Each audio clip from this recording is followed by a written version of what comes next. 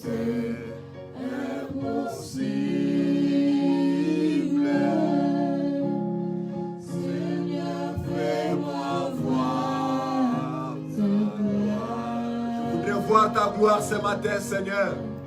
Seigneur, fais-moi voir. Je voudrais voir ta gloire, Seigneur, dans toutes les dimensions éternelles de Dieu. Seigneur, fais-moi voir. Fais-moi voir ta gloire, Jésus. Seigneur, fais-moi voir ta gloire. Je reconnais que tu peux tout. Oui, Seigneur, je reconnais que tu peux tout, Seigneur. Rien n'est impossible dans ta présence, Jésus.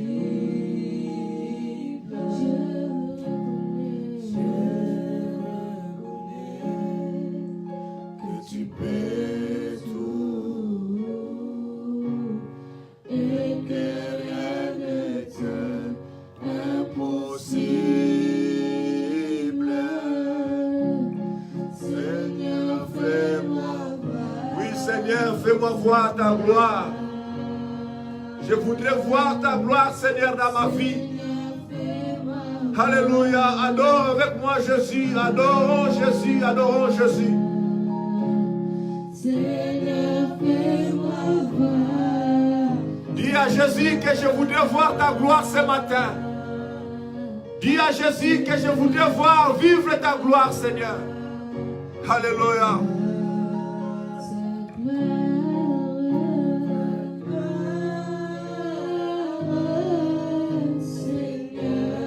Seigneur, alléluia.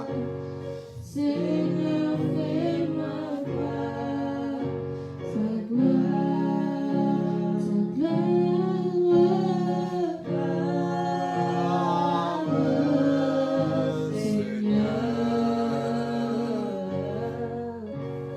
Seigneur, fais-moi voir ta gloire.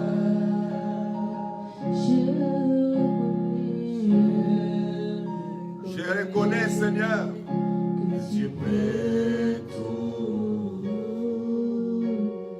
et que rien n'est impossible. Je reconnais que tu peux tout et que rien n'est impossible.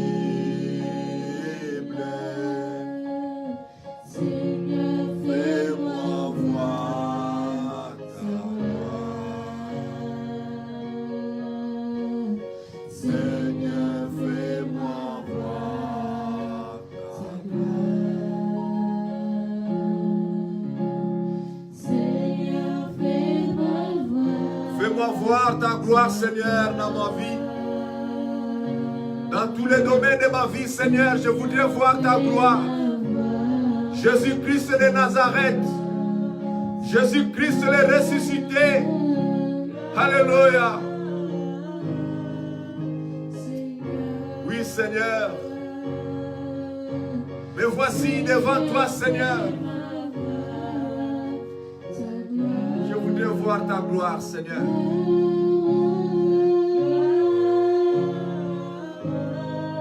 Alléluia.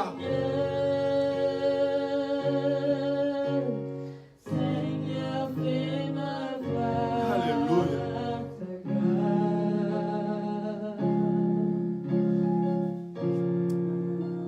Alléluia, Jésus.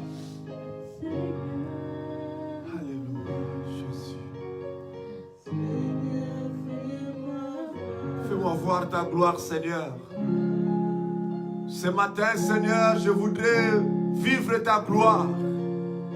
Bien-aimé, là où tu es, peu importe le pays dans lequel tu te trouves, demande à Dieu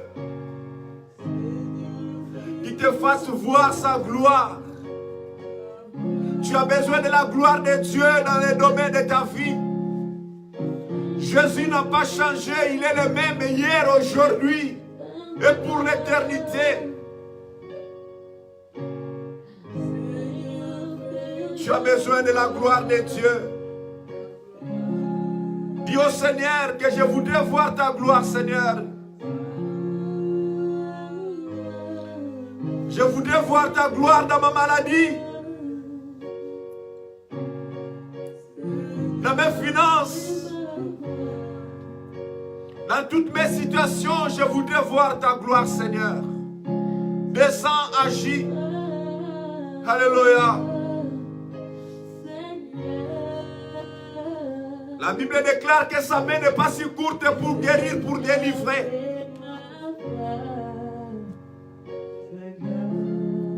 Que la délivrance entre dans ta vie, afin que tu contemples la gloire de Dieu. Jésus, Jésus de Nazareth. Jésus de la croix. Alléluia. Jésus-Christ, c'est mon Dieu.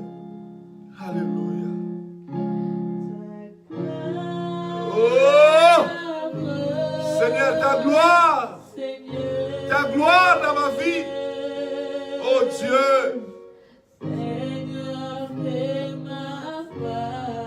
Alléluia. Oh Jésus.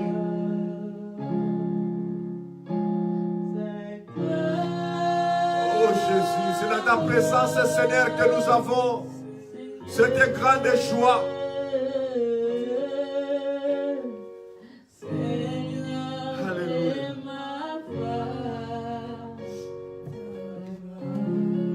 Alléluia, alléluia, alléluia. Nous avons besoin de la gloire de Dieu dans nos vies. Peu importe la situation que tu traverses en ce moment, mais demande la gloire de Dieu. Jésus, fais-moi voir ta gloire. Dans mes finances, dans mes difficultés, Seigneur, je voudrais voir ta gloire. Jésus est là ce matin pour te délivrer. Jésus est là ce matin pour t'apporter une solution. Jésus n'a pas changé. Jésus est Dieu. Il est le même hier, aujourd'hui, éternellement. Tu as besoin de la gloire de Dieu ce matin. Tu as besoin de la gloire de Dieu dans toute ta vie. Dans tes études, dans ton travail, dans ton ministère. Tu as besoin de la gloire de Dieu. Alléluia. Que la gloire de Dieu descende dans ta vie. Alléluia. Qu'il apporte la restauration. Qu'il apporte le rétablissement. Alléluia. Qu'il apporte le progrès au nom de Jésus. Seigneur, fais-moi voir ta gloire ce matin. Dans ma famille, Seigneur, fais-moi voir ta gloire. Dans mes études, Seigneur, fais-moi voir ta gloire, oh Dieu. Tu es l'Éternel et Tout-Puissant. Je te bénis, Seigneur. Gloire à l'agneau. Gloire au Seigneur. Merci, merci, merci, Seigneur. Merci, merci, merci, Jésus. Merci de nous avoir encore réussi dans ta présence, oh Dieu. Merci, éternel Dieu. Merci pour ta fidélité. Merci pour ta beauté. Shalom, shalom, shalom, peuple de Dieu. Shalom, shalom, les enfants de mon Père. Shalom, shalom, shalom. Que la paix de Dieu soit vraiment votre héritage ce matin. Que la paix de Dieu soit vraiment votre partage ce matin. Je bénis le Seigneur parce qu'il me donne encore ce matin le souffle de vie. Bien-aimé dans le Seigneur, tu es béni ce matin parce que tu respires. Tu es béni ce matin parce que Dieu est avec toi. Tu n'es pas spécial par rapport à ceux qui ont laissé le monde, que Dieu a ramené dans son repos. Tu n'es pas spécial et tu n'es pas si fort.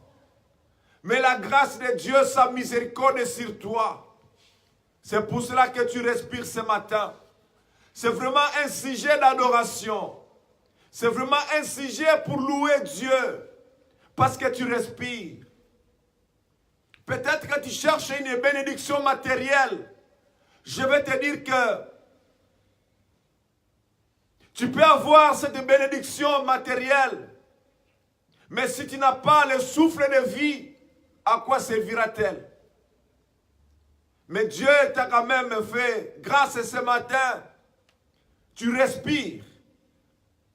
Et tu peux voir la journée, tu peux voir les fleurs, le beau paysage qui t'entoure, parce que l'amour de Dieu est tellement grand.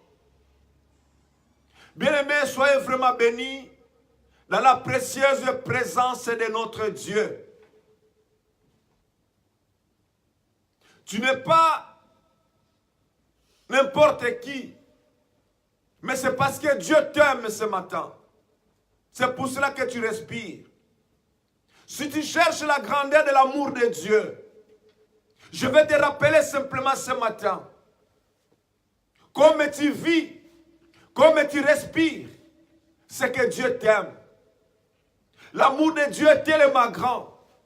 Jésus-Christ était venu pour toi. Il est l'expression même de l'amour de Dieu. Parce que la Bible dit, dans Jean 3,16, Dieu a tant aimé le monde qu'il a donné son Fils unique, afin que quiconque croit en lui ne périsse point, mais qu'il ait la vie éternelle.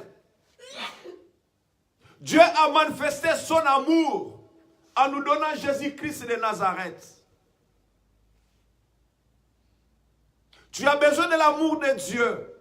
Que l'amour de Dieu soit vraiment manifesté dans ta vie. Tu n'es pas n'importe qui, bien-aimé dans le Seigneur. Il y a quelqu'un qui avait pris sa charge. Il y a quelqu'un qui avait pris ton poids. Il l'a ramené à la croix. Il a dit que tout est accompli. Tout est accompli. C'est Jésus-Christ de Nazareth. Alors tu n'es pas quelqu'un pour pleurer à tout moment. Tu n'es pas quelqu'un pour te lamenter à tout moment, car l'amour de Dieu te couvre ce matin. Il y a eu quelqu'un qui avait pris tes difficultés, tes problèmes, qui avait pris ta pauvreté, ta situation.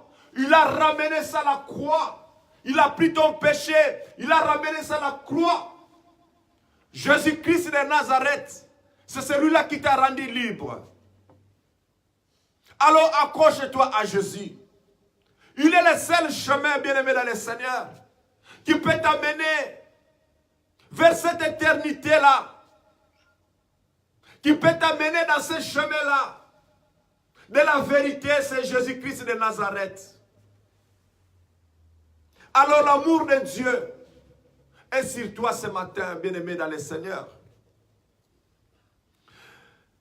Bien-aimé, c'est avec un cœur qui me pousse encore à réfléchir, à constater et à dire que Dieu est tellement grand, Dieu est tellement merveilleux. Si je suis là ce matin, si je suis debout ce matin devant vous, vraiment je rends encore grâce au Seigneur. Parce que je suis un rien. Je suis sorti de la poussière du néant. J'étais cet olivier sauvage que les gens avaient rejeté. Mais le Seigneur m'a fait grâce. Il m'a ramené dans la ville. Il m'a fait asseoir autour de sa table. Et aujourd'hui, je peux manger avec lui. Je peux parler avec lui. Il m'a donné une identité. Il y a seulement Dieu qui peut changer le parcours de ta vie. Jésus-Christ de Nazareth. Alors tu n'es pas n'importe qui, bien-aimé dans le Seigneur. Nous traversons dans la ville où nous sommes ce matin une période un peu difficile. Difficile dans ce sens que un de nos frères de la ville nous a quittés pendant la semaine. Dieu l'a ramené dans son repos.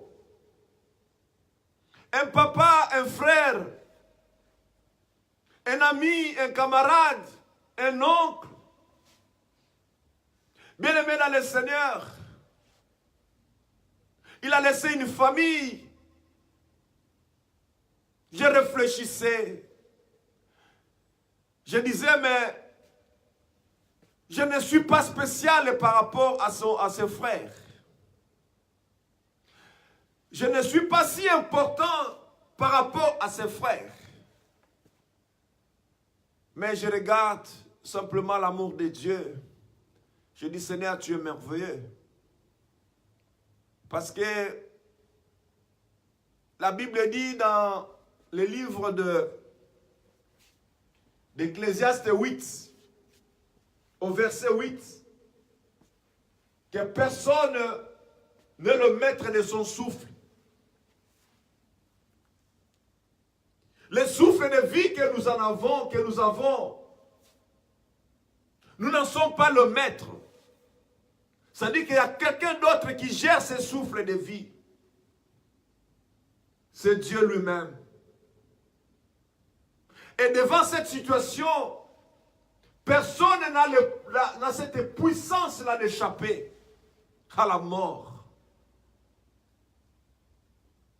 Bien-aimé dans le Seigneur, chaque jour que Dieu te donne l'occasion de vivre un nouveau jour dans ta vie, il faut rendre grâce au Seigneur. Car il est le maître des temps et des circonstances. Amen. Nous ne savons pas ce qui nous attend demain après 3 minutes, après 5 minutes.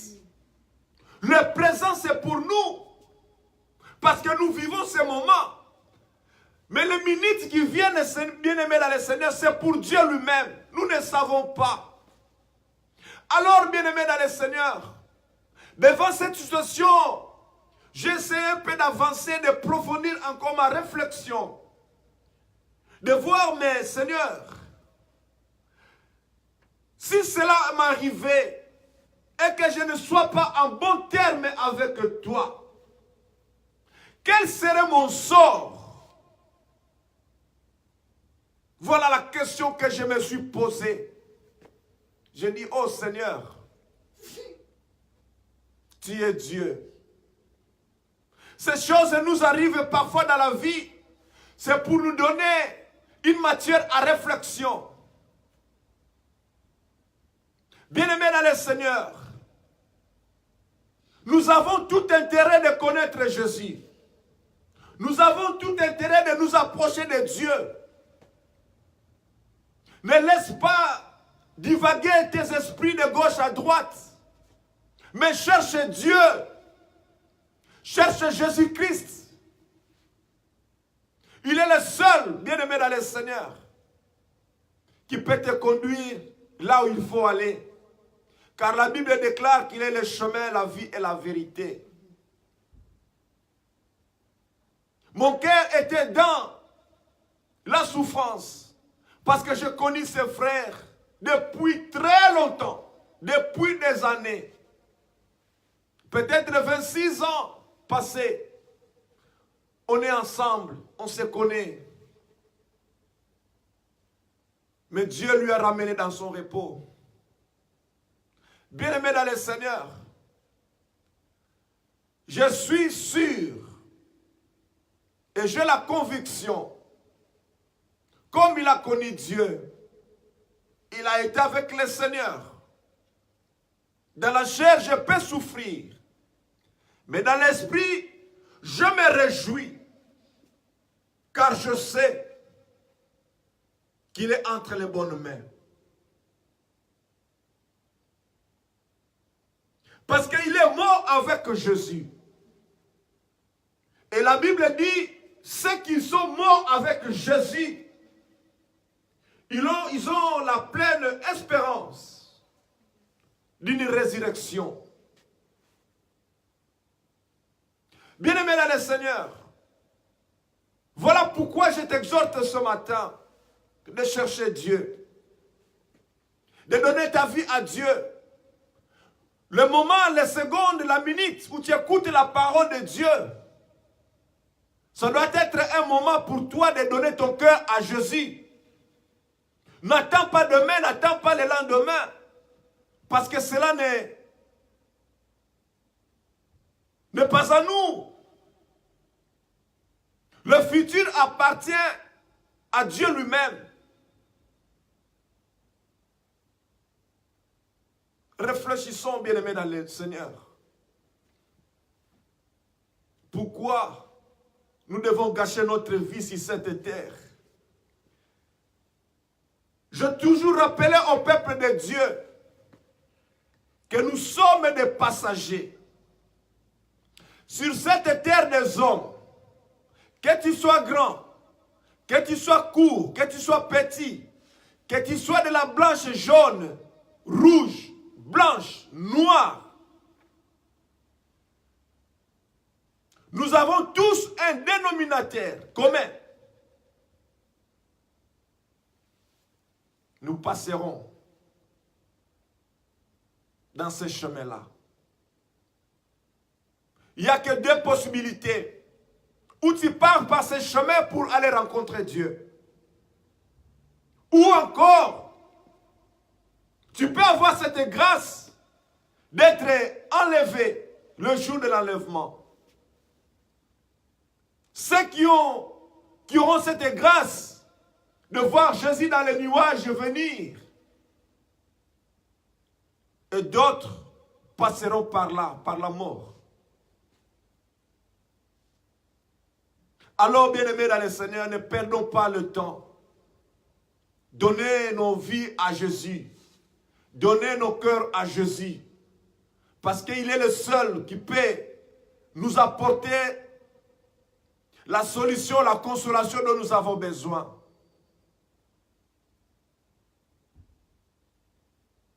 Il est Dieu, bien-aimé dans le Seigneur. Dieu a fixé dans nos vies à chacun une limite au-delà duquel personne ne peut dépasser. Mais cette limite, ce ne sont pas les hommes qui l'ont créée, mais c'est Dieu lui-même. Ça reste toujours un top secret. Un secret dans le royaume de Dieu. Lui qui sait, qui connaît le temps. Mais le problème pour nous, ce n'est pas question de connaître quel jour cela va venir pour moi, non. Mon problème et ton problème, c'est de nous préparer à chaque instant. Même si cela m'arrivait aujourd'hui, après cette prédication, je sais que mon rapport avec Dieu est saint. Donc, je n'ai pas peur. Arrange ta vie. Laissez le monde marcher avec les gens qui leur sont propres. Mais toi, tu es un enfant de Dieu. Tu as un monde précis que Dieu t'a destiné. C'est le royaume de Dieu. C'est le royaume des cieux. C'est là ton monde. Nous sommes des pèlerins sur cette terre des hommes. Devant cette situation, je bénis encore le Seigneur pour la paix qu'il accorde à cette famille. Que Dieu vraiment puisse les consoler et leur apporter ce dont ils ont besoin. Je voudrais ce matin, bien-aimés dans le Seigneur, terminer mon message que je commençais le dimanche passé. Pour ce qui concerne les œuvres de la chair. Vous savez, bien-aimés dans le Seigneur, nous sommes dans le livre de Galates 5 au verset 19, que je vais encore relire. Or, les œuvres de la chair sont manifestes. Ce sont l'impudicité, l'impureté, la dissolution, l'idolâtrie, la magie, les inimitiés, le querelle, les jalousies, les animosités, les disputes, les divisions, le secte, l'envie, l'ivrognerie, les excès de table et les choses semblables. Je vous dis d'avance, comme je l'ai déjà dit, que ceux qui commettent de telles choses n'hériteront point le royaume de Dieu. Mais le fruit de l'esprit, c'est l'amour, la joie, la paix, la patience, la bonté, la bénité, la fidélité, la douceur et la tempérance. Bien-aimés dans le Seigneur, le dimanche passé, par la grâce de Dieu, nous avons essayé de survoler pour ce qui concerne les œuvres de la chair. Nous avons essayé de comprendre quelles sont les œuvres de la chair. Qu'est-ce que nous pouvons comprendre par œuvre de la chair? Ce sont les œuvres qui sont liées à notre chair, à nos sentiments personnels parfois, et que ces choses-là, bien-aimés, nous privent ce qu'on appelle le royaume de Dieu. Alors, tous ces gens-là qui pratiquent les œuvres de la chair, qui sont dans l'idolâtrie, dans la magie, qui pratiquent les inimitiés, tous ces gens-là, la Bible dit que tous ceux qui pratiquent de telles choses n'hériteront point le royaume de Dieu. Regarde bien ta vie, comment il est aujourd'hui. Est-ce que tu es dans l'idolâtrie? Est-ce que tu es dans l'impudicité? L'impudicité a plusieurs formes, bien-aimés dans le Seigneur. Ce n'est pas simplement le fait d'aller prendre un mari ou une femme ou peut-être une copine qui est pour commettre l'impudicité. L'impudicité peut aussi se manifester dans ton langage, dans ta façon de séduire les gens, dans ton habillement, dans ta nature même. Tu peux pratiquer aussi l'impudicité. Tu as un langage qui est impudique. Et la Bible dit, si tu es parmi ces gens-là, tu n'auras pas droit au royaume de Dieu. Si tu pratiques, bien-aimé dans le Seigneur, de la magie, tu es magicien, tu pratiques les sciences occultes, tous ces gens-là, bien-aimés, qui font ces choses, n'hériteront point le royaume de Dieu. Et la Bible est claire en ce sujet, bien-aimé dans le Seigneur. Si tu pratiques ces choses, c'est-à-dire que le royaume de Dieu pour toi, c'est déjà fermé. À moins que tu te repentes pendant que tu écoutes la parole de Dieu. Le querelleur, tu es connu dans le quartier, tu es connu dans l'église, tu es connu dans la cité, dans la communauté, que c'est toi qui es toujours à la base de chaque querelle. S'il y a des gens qui se disputent, toi tu es toujours au centre de cette information. Et ce genre de personnes, bien-aimées dans le Seigneur, la Bible dit que tu n'auras pas droit au royaume de Dieu. À moins que tu te repentes, à moins que tu bénéficies de la miséricorde de Dieu.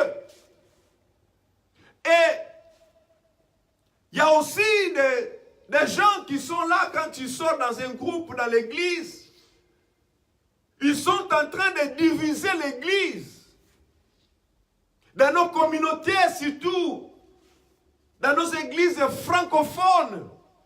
Bien-aimés dans le Seigneur, vous voyez que dans une église, il y a des petits groupes. La Bible dit, voici qu'il est doux et agréable que les frères et sœurs puissent demeurer ensemble. C'est là où moi, l'Éternel Dieu, j'enverrai ma bénédiction. Mais vous constaterez, bien-aimés dans le Seigneur, dans l'église de Dieu, les gens sont divisés. Des petits groupes.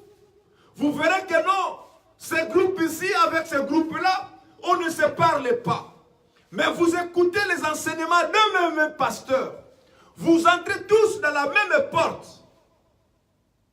Bien-aimés dans le Seigneur, comment justifier ces choses? Regarde dans ton église.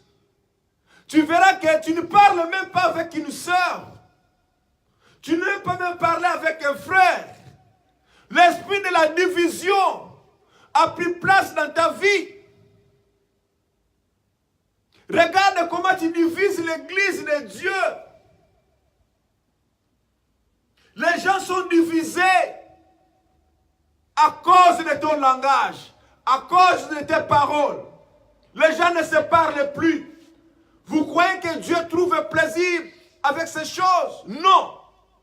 La Bible dit, voilà qu'il est doux et agréable que les frères demeurent ensemble. C'est là où moi, l'Éternel Dieu, j'enverrai ma bénédiction. Mais lorsque les gens sont divisés, ce n'est plus Dieu qui règne là, bien-aimé dans le Seigneur. C'est l'esprit satanique et démoniaque et qui détruit l'œuvre de Dieu, qui détruit le ministère de Dieu, qui détruit le corps du Christ.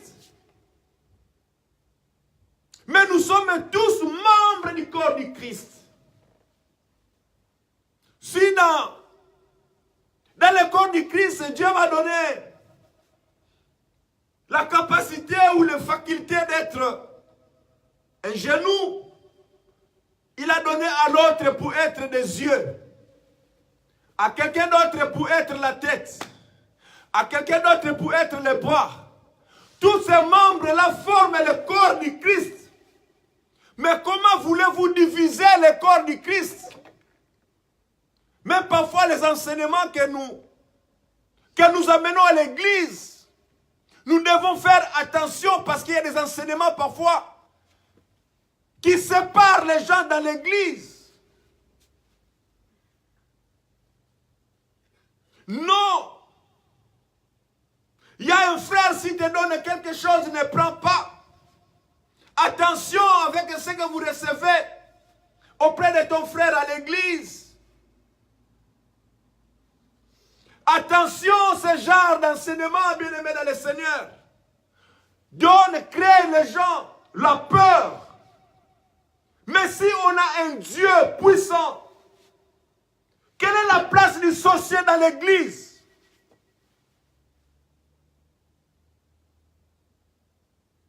Si nous connaissons ce Dieu qui est capable de toutes choses, mais on va dire que maintenant, toi tu fréquentes cette sœur-là, attention, tu ne connais pas l'état de son âme. Bien-aimé dans le Seigneur, est-ce que vous unissez le corps du Christ ou vous les séparez?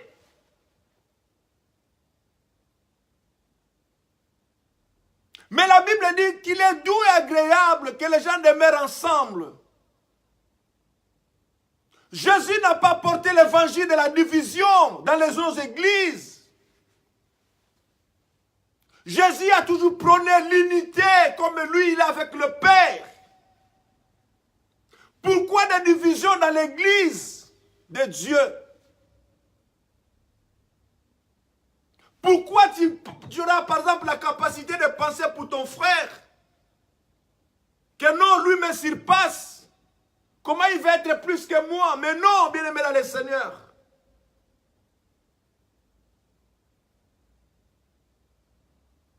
Si cette main, il y a des doigts, mais tous les doigts n'ont pas le même mesure de longueur.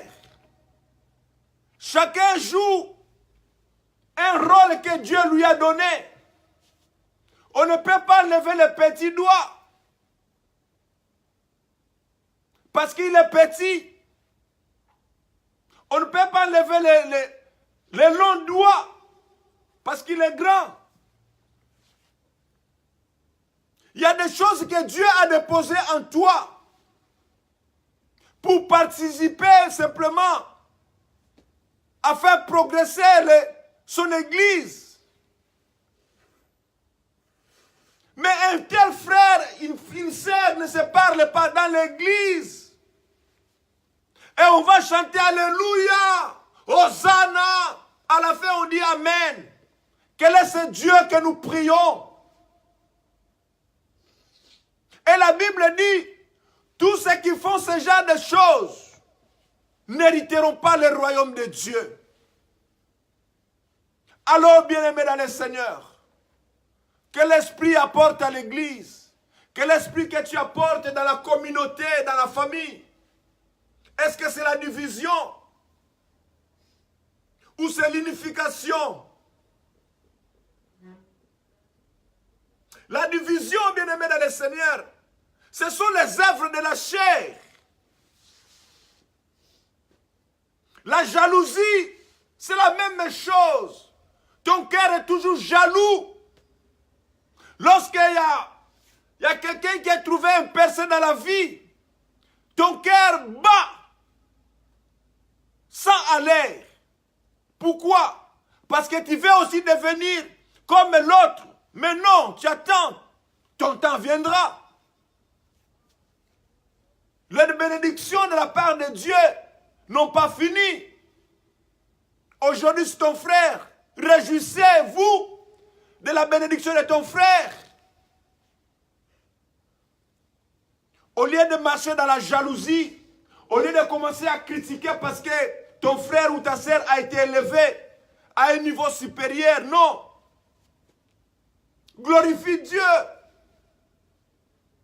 Il y a des gens qui pratiquent les sectes. Les sectes aujourd'hui, c'est devenu quelque chose public. Il y a 20 ans, 30 ans en arrière, bien-aimés dans le Seigneur, les gens qui pratiquaient ces choses, qui pratiquaient de Maïkari, qui pratiquaient, je ne sais pas moi, la Rose-Croix, qui pratiquaient, je ne sais pas moi, il y a tellement une liste. Ces gens-là se cachaient, bien-aimés dans le Seigneur. Ils se cachaient parce que c'était quelque chose de honte. C'était la honte lorsqu'on apprend que ton père ou ton frère pratique, il est soit dans la Rose-Croix, c'est quelque chose qui était isolé.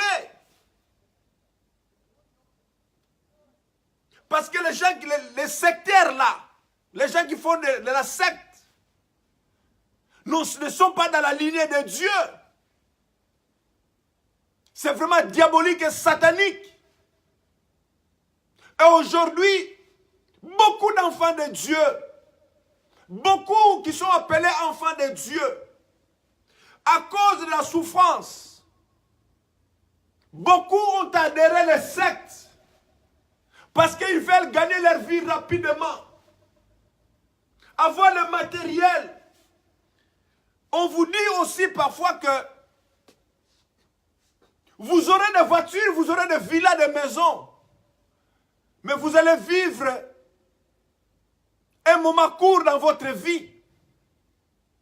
Et les hommes, et les enfants, les femmes les acceptent aussi. Parce qu'ils voudraient marquer leur histoire, leur époque, en achetant des habits, en achetant des camions, des maisons. Mais ils ont accepté de rendre court leur vie.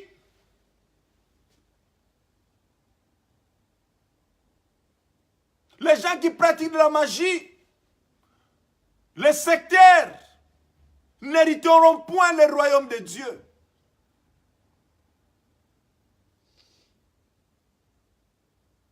Certains enfants entrent même dans leurs études, on leur propose. Avant qu'on puisse finir les études, on vous propose déjà. Est-ce que vous ne pouvez pas avoir ces choses pour progresser dans votre vie? Beaucoup de gens ont peur de la souffrance, bien aimé dans le Seigneur. Ce n'est pas que tu souffres que Dieu n'est pas avec toi. Il y a des souffrances qui arrivent dans ta vie. C'est parce que tout simplement Dieu veut te tailler. Dieu veut te briser. Pour que tu saches la grandeur de Dieu. Il y a certaines souffrances qui arrivent dans ta vie. Parce que Dieu veut faire montrer ta gloire en toi. C'est pour cela lorsque tu es confronté à des problèmes, entre en prière, demande à Dieu Seigneur, pourquoi cette souffrance? Pourquoi je souffre? Pourquoi je traverse ce désert? Pourquoi cette situation dans ma vie? Vous croyez que la souffrance qui était arrivée dans la vie de Job, qui a tout perdu, est-ce qu'il a nié Dieu? Est-ce que Dieu n'était pas avec lui? Il y a certaines souffrances qui arrivent au-devant de toi, c'est parce que Dieu veut te briser simplement. Vous savez, le salut passe par la croix. Le salut se passe par la croix de Jésus. La croix de Jésus, bien-aimé dans le Seigneur, la croix de Jésus n'est pas une rose. La Bible dit que Jésus, lorsqu'il marchait, Jésus tombait. Il tombait pourquoi? Parce qu'il souffrait. La souffrance que Jésus endurait, c'était son chemin. Parce qu'il devrait arriver à l'objectif de la mission que Dieu lui avait confiée. Il devrait souffrir. Mais parfois, lorsque la souffrance vient dans la vie des enfants de Dieu, oh non, non, c'est fini. Je crois que Dieu m'a abandonné. Non, Dieu a le contrôle de ta situation. S'il est le Dieu qui voit même dans les ténèbres, comment il ne voit pas ta souffrance? Alors cette souffrance-là qui arrive dans ta vie ne te pousse pas à aller entrer dans les sectes pour avoir un bon mariage. Combien de filles aujourd'hui, leurs vies sont sacrifiées parce que quelque part, ils veulent faire un mariage en grande pompe. Ils ne trouvent pas de mari. Ils vont entrer dans les sectes. Parce que là, on vous donne des médailles. On vous donne des petits chapelets. On vous donne des pochettes pour mettre dans la poche. Bien-aimés dans le Seigneur, si votre espérance, si votre espoir se trouve sur ces morceaux de métal qu'on vous donne, vous n'avez pas Dieu. Dieu ne se trouve pas dans les médailles. Dieu ne se trouve pas dans les pochettes. Mais Dieu se trouve dans ton cœur. Parce que c'est dans ton cœur que Dieu habite.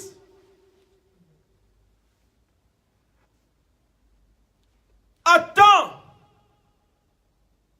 Parce que la promesse de Dieu s'accomplira certainement. Il est le maître des temps et des circonstances. Laissez les sectes à ceux qui doivent le faire. Parce que leur destination est déjà connue.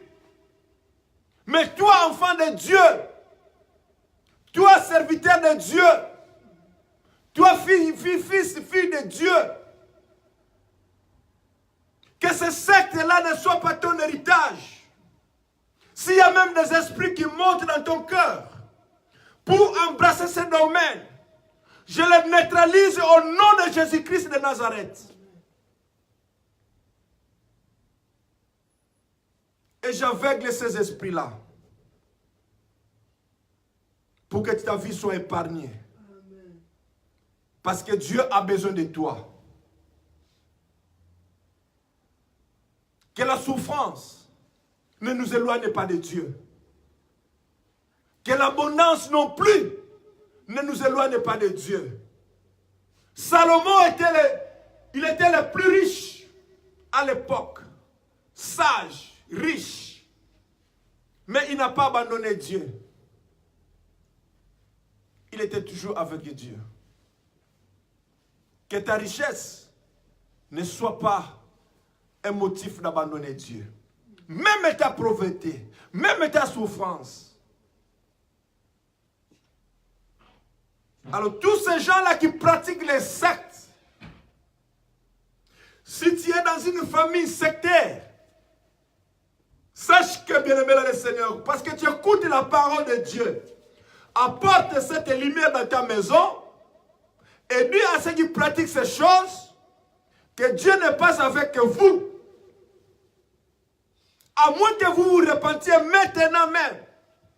Abandonnez ces choses. Abandonnez ces pratiques et prenez la décision. Pour que vous puissiez faire partie de la famille de Dieu. Tous ceux qui pratiquent ces choses, les choses semblables, les choses qui ne donnent pas gloire au Seigneur, les choses qui vous éloignent de Dieu, dans votre langage, dans votre habillement, dans votre façon de vivre, toutes ces choses-là qui ne donnent pas gloire à Dieu, vous empêchera à hériter le royaume de Dieu. Mais la Bible dit ceci, dans le verset 22. Mais le fruit de l'esprit, c'est l'amour, la joie, la paix, la patience, la bonté, la bénignité, la fidélité, la douceur et la tempérance. Mais le fruit, pour avoir un fruit, bien aimé, il y a un processus. On ne peut pas sortir du néant directement, on a un fruit, non. Il y a un processus à suivre. Il y a les graines ou une bouture qu'on va mettre sous la terre. La semence qu'on va mettre sous la terre. Il faut avoir la semence, il faut travailler cette semence. Essayer d'arranger, de mettre à côté ce qui n'est pas bon et de retirer les bonnes semences. Parce que les bonnes semences donnent toujours des bons grains. Et lorsque vous allez semer ces grains-là, bien aimés dans le Seigneur, vous allez les ensevelir dans la terre. Et vous allez arroser à tout moment de l'eau, afin qu'il puisse germer. Et lorsqu'il va germer, il y a un arbrisseau, un petit arbre qui va sortir. À un moment donné, l'arbre va grandir et ensuite il va donner des fruits. Bien-aimés dans le Seigneur, si aujourd'hui dans nos vies, les fruits de l'esprit ne se manifestent pas, c'est tout simplement parce que nous n'avons pas respecté le processus. Ce processus qui consiste d'abord à ensevelir, à mettre sous la terre le grain. Le grain. L'amour de Dieu n'est pas en toi. Mais on t'appelle enfant de Dieu, mais tu n'as pas l'amour de Dieu. Il est impossible, bien-aimé dans le Seigneur. L'amour de Dieu est loin de toi, tout simplement parce que tu n'as pas été enseveli. Tu n'as pas fait mourir tes membres là qui te mettaient dans la chair, qui t'amenaient dans la chair, dans la convoitise. Tous ces membres là, bien-aimés dans le Seigneur, n'ont pas été ensevelis, ne sont pas détruits. Mais la parole de Dieu est tellement puissante. La parole de Dieu, c'est vraiment l'épée même, bien-aimé dans le Seigneur. Il va te commencer à te briser et te donner la forme qu'il te faut. L'amour, c'est Jésus-Christ de Nazareth. L'amour de Dieu, c'est Jésus-Christ de Nazareth. Amen. Si tu es Jésus, bien-aimé dans le Seigneur, tu dois avoir l'amour. Amen. Tu ne peux pas avoir l'amour, mais tu dois avoir l'amour parce que tu portes Jésus dans ton corps. Mais comment voulez-vous un enfant de Dieu qui manque l'amour, dont la haine est devenue son partage, sa vie? Mais il est impossible. On ne peut pas être haineux. On ne peut pas sortir de paroles haineuses, bien aimé dans le Seigneur. Et on va se prétendre qu'on est enfant de Dieu. Ceux qui portent cette semence de la haine ne sont pas les enfants de Dieu. Mais c'est le diable lui-même. Parce que la haine, ça c'est le fruit du diable. Nous en avons vu dans le livre de Genèse. Lorsque Caïn a tué son frère Abel, il y avait la haine, la jalousie. Pourquoi seulement lui? Cette semence qui monte dans ton cœur n'est pas de Dieu. Et cela te pousse à aller tuer ton frère, à aller tuer ton père, à aller tuer ton frère de l'église, ta sœur de l'église. Même pas si tu le tues, Physiquement, mais spirituellement, tu es en train de les tuer parce que tu l'as déjà haï. C'est l'amour qui doit primer en nous. L'amour de Dieu véritable, c'est Jésus-Christ. Et la joie, c'est l'un des fruits de l'esprit. Marchez selon l'esprit et vous n'accomplirez pas les désirs de la chair. Amen. Si nous marchons par l'esprit de Dieu, vivant, la chair bien-aimée dans le Seigneur ne peut pas prendre une prédominance. Simplement parce que Dieu comble tout. Amen. Et il nous donne la joie, cette joie du salut. Nous devons être ces enfants qui bénéficient de cette opportunité-là d'avoir la joie. La joie, c'est un fruit qui naît en toi parce que la chair a disparu. Tu marches dans l'espérance. Même si ça ne marche pas aujourd'hui, tu sais que demain, le lendemain s'occupera de lui-même. Dieu prendra bien soin du lendemain. Donc la joie de vivre. La joie de vivre dans l'église. La joie de vivre entre les frères. Cette joie-là, c'est l'un des fruits de l'esprit. Et la paix c'est Jésus-Christ, c'est lui-même. La paix, c'est Jésus. Il est le prince de la paix. On ne peut pas voir Jésus-Christ, prôner Jésus-Christ dans sa vie et que de l'autre côté, on manque la paix. Tu es un fauteur de troubles. Tu n'apportes que les dégâts là où tu passes. Mais un enfant de Dieu est censé de donner la paix là où il n'y en a pas. Parce que la Bible dit, on ne donne que ce qu'on a. Parce que lorsqu'on a Jésus, lorsqu'on a la paix, parce que la paix c'est Jésus lui-même, lorsqu'on a cette paix, c'est cette paix-là que tu vas donner aux gens. Tu peux croiser les gens dans ton église, dans ta famille, dans ton village, les gens qui sont dans des troubles.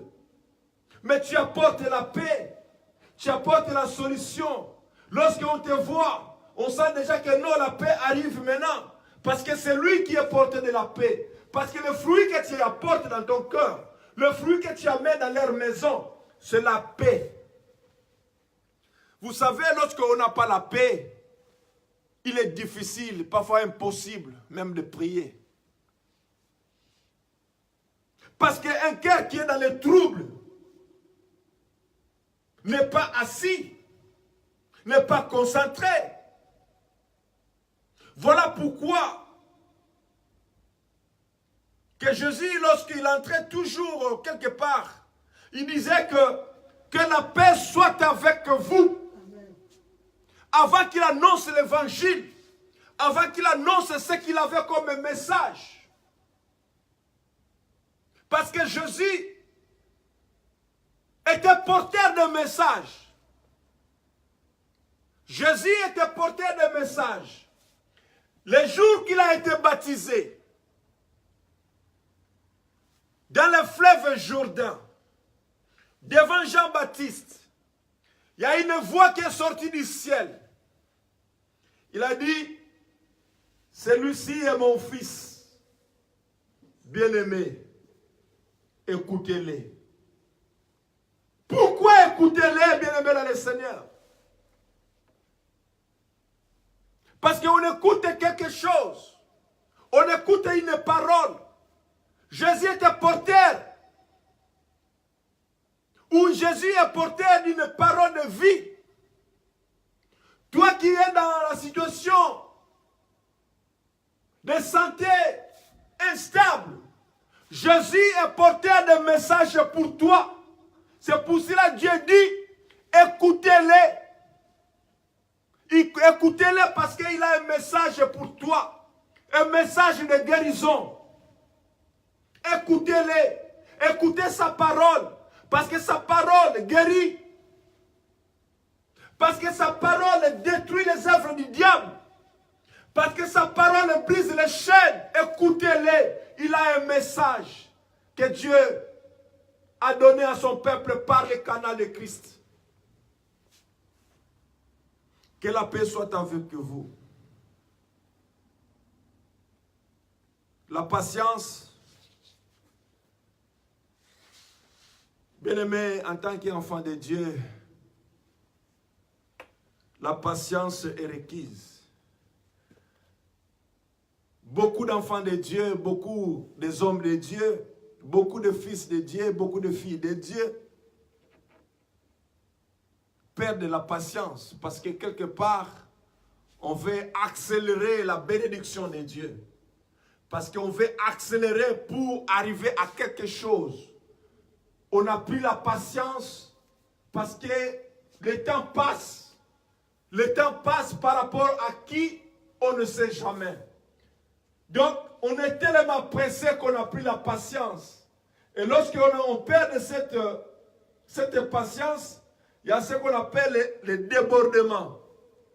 Donc, comme je ne sais plus patienter, je suis sûr que si je pars de l'autre côté, je vais prendre ma réponse. C'est pour cela, bien-aimés dans le Seigneur, beaucoup d'enfants de Dieu qui ont bien commencé par l'esprit et terminent par la chair, parce que la patience n'est pas leur partage, parce que la patience n'est pas l'un des fruits qui doit conduire leur vie. On est tellement pressé aujourd'hui.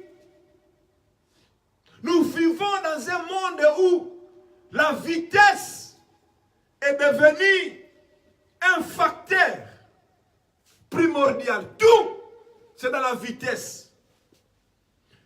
Dans l'ancien temps, nos mamans avaient de la patience pour préparer une bonne sauce de haricots, une bonne sauce de mica, une bonne sauce. Ils prenaient tout le temps que cela pouvait prendre. Patience. Parce qu'il veut donner un bon repas à son mari. Il faut donner un bon repas à ses enfants. Patience. Mais aujourd'hui, l'économie oblige. Les gens sont tellement rapides. 5 minutes, 10 minutes. La table est déjà prête. Pourquoi? Parce que les haricots, c'est déjà conservé dans le frigo, dans nos boîtes. Il suffit de les mettre au micro-ondes, on mange. On a perdu de patience, bien-aimés dans le Seigneur. Les micro-ondes sont arrivés pour accélérer aussi certaines choses. Mais il y a 30 ans, 40 ans, 50 ans, en arrière, il n'y avait pas de micro-ondes. Nos mamans, ils avaient la patience de faire du feu. Parce qu'il veut donner quelque chose de bon. Bien-aimé, la patience paye toujours. C'est pour cela, en tant qu'enfant de Dieu, si ces fruits ne fleurissent pas en toi, si ces fruits n'émergent pas en toi, demande au maître de la moisson. Seigneur, je ne suis pas patient. Il faut être sincère devant ton Dieu. Celui qui demande, Dieu lui donne. Je ne suis pas patient. Accorde-moi cette patience. Beaucoup d'enfants de Dieu ont raté leur bénédiction. Ont raté quelque chose de la part de Dieu. Mais parce qu'on n'a pas été, on n'avait pas la patience, on a débordé, on est parti ailleurs pour aller chercher que cela arrive vite dans nos vies. Et la vitesse entraîne aujourd'hui des dégâts. Même dans la circulation, il y a des accidents qui se passent parce qu'on a roulé trop vite. On a roulé trop vite parce qu'on a été flashé quelque part. Au lieu de marcher à 50 à l'heure, toi tu en as fait 100. Et nous en sommes tous témoins. Marchons selon le temps de Dieu. Lorsque Dieu va te bénir, la Bible dit, la bénédiction de l'Éternel ne se fait suivre d'aucun chagrin. Amen. Donc, attends que Dieu agisse à son temps. Habakkuk l'a dit, je me mettrai à mon poste, j'attends les promesses de Dieu et cela s'accomplira certainement. Parce que lorsque Dieu a promis dans ta vie quelque chose, peu importe le temps que cela peut prendre, parce que Dieu l'a dit, sache qu'il n'y a pas quelque chose qui pouvait intercaler la parole de Dieu. Même si les sorciers de ta vie, les sorciers de ta maison, les sorciers de ton village essayent de freiner ta bénédiction, Dieu le fera sortir parce qu'il est tellement tout puissant.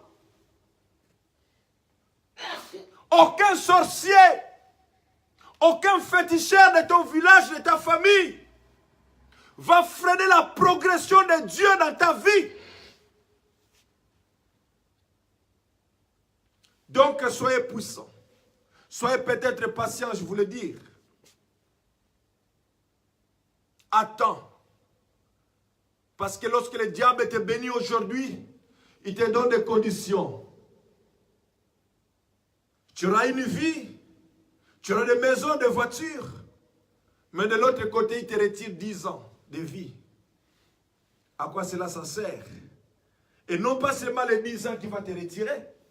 Lorsque tu vas mourir, tu sais là où tu vas partir. C'est dans les lieux où je ne veux même pas citer le nom. Donc, j'ai perdu 10 ans. Et ensuite, je vais me retrouver dans ces lieux-là où je me perds de citer le nom. Alors, bien-aimés dans le Seigneur, soyons des enfants de Dieu renouvelés par l'intelligence, par la parole de Dieu. La bonté, la bénité, c'est aussi l'un des fruits des enfants de Dieu. Donc ici, nous sommes en train de faire le parallélisme ou la différence en d'autres termes entre les œuvres de la chair et les fruits de l'esprit.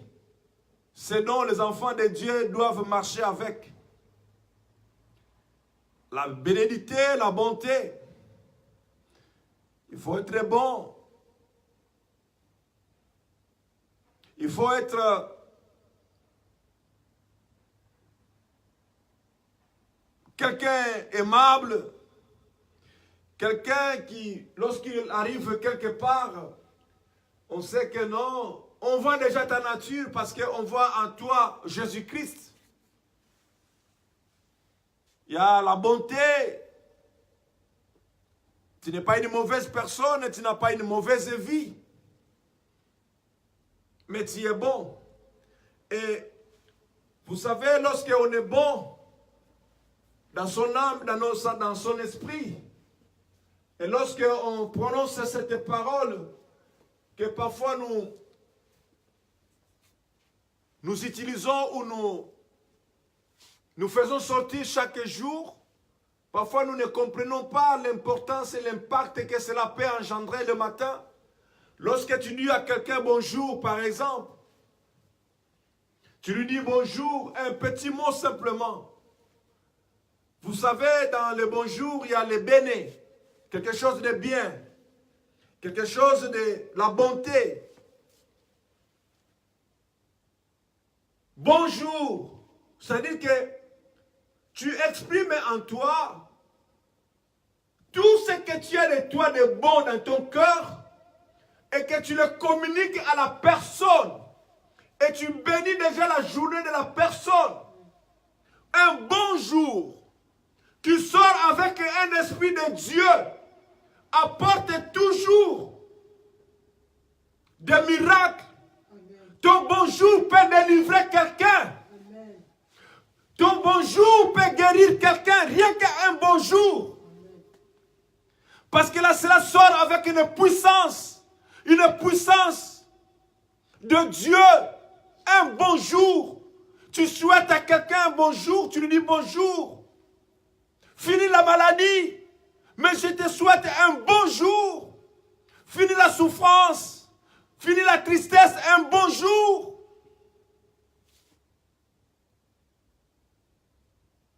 Bene, bene. Qui sort du mot bien. Un bonjour peut briser les chaînes. Un bonjour peut briser les chaînes. C'est pour cela il faut faire attention avec le mot bonjour. Lorsque tu dis bonjour à quelqu'un, que cela sort de ton âme et de ton esprit. Mais si tu sors seulement ton bonjour par la bouche, parce qu'on peut dire bonjour par la bouche, mais dans le cœur, on te maudit. Dans lequel on parle mal de toi. Amen. Et tu dis aussi bonjour à quelqu'un. Qu'est-ce que vous lui transmettez en ce moment-là?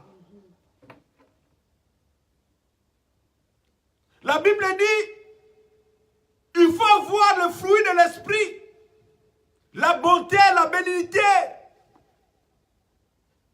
C'est très important, bien-aimés dans le Seigneur. La fidélité doit aussi être ton partage. La douceur, la tempérance. Dans la douceur, c'est dans notre langage, dans notre façon de vivre. Avoir un caractère doux. Avoir des paroles douces.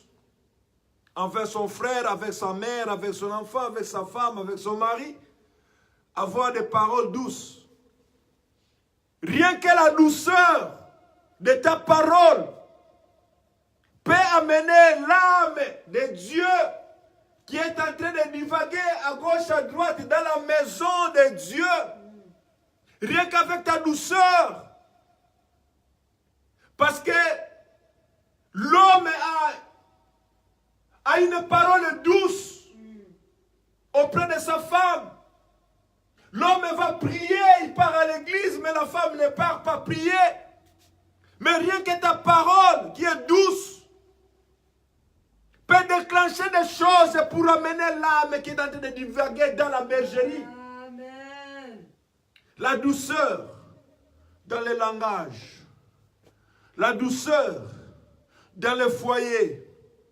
Dans la douceur dans la vie conjugale, la douceur, partout la douceur, c'est l'un des fruits.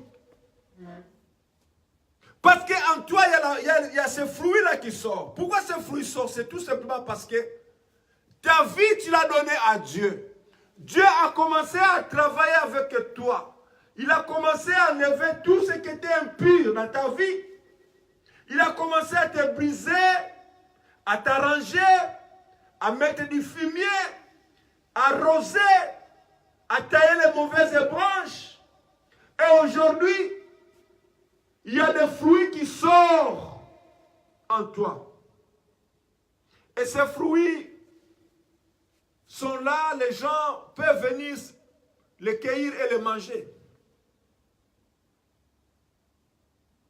Parce que ton fruit est délicieux. Ton fruit a la paix, ton fruit a la douceur. Ton fruit a l'amour et les gens se précipitent à côté de toi. Pourquoi? Simplement parce que Dieu t'a renouvelé. Tu n'es plus la même personne qu'on a connue. Tu n'es plus la même fille qu'on a connue. Mais à cause de la parole de Dieu, Dieu t'a transformé. Dieu t'a arrangé. Il t'a façonné de sa manière. Afin que tu sois utile dans sa maison. Et que tes fruits puissent profiter aux autres. Afin que le corps du Christ puisse être en bonne santé. Bien-aimés dans le Seigneur, soyons des enfants de Dieu avertis. Soyons des enfants de Dieu dont l'intelligence est renouvelée par la parole. La parole change. La parole de Dieu change la vie des enfants. Ce qui est plus important, lorsque tu viens à Dieu, laisse-toi aller. Laisse que Dieu fasse de toi ce que lui-même veut. Et tu verras que le fruit de l'esprit sortiront paisiblement et facilement dans ta vie. Parce qu'on ne peut pas être chrétien lorsque on n'a pas le fruit de l'esprit. Parce qu'un chrétien, c'est celui-là qui marche selon l'esprit. Lorsque tu marches selon la chair, tu n'es pas un chrétien. Parce que l'esprit et la chair ne sont pas compatibles. Ils ne peuvent pas faire un mariage. Ils ne peuvent pas faire route ensemble. Jamais, jamais, jamais, jamais.